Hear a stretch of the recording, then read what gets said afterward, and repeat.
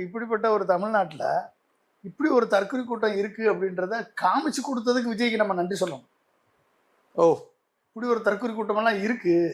ஓ, தறியட்டு போகக்கூடிய தற்கொலை கூட்டம், பரமுறை இல்லாத தற்கொலை கூட்டம், புருஷன் எனக்கு தேவையில்லை, எனக்கு விஜய் தான் வேணும்னு சொல்கிற விபச்சார கூட்டம்.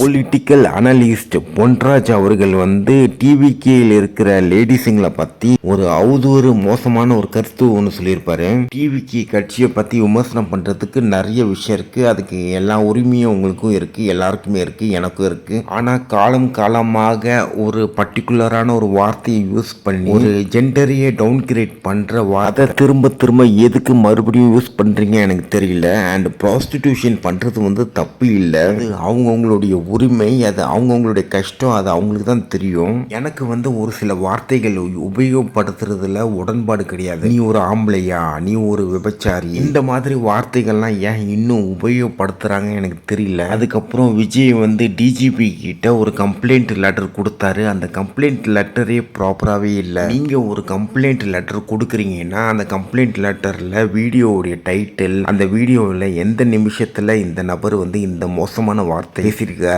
இது எல்லாமே அந்த லெட்டர் பேடில் மென்ஷன் பண்ணணும். ஆனால் விஜய் வந்து இது எதுவுமே மென்ஷனே பண்ணவே இல்லை.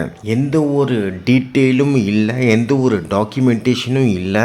அண்ட் டிஜிபி இந்த கம்ப்ளைண்ட் எடுப்பாங்களா இல்லையான்றது எனக்கு டவுட்டாக தான் இருக்குது.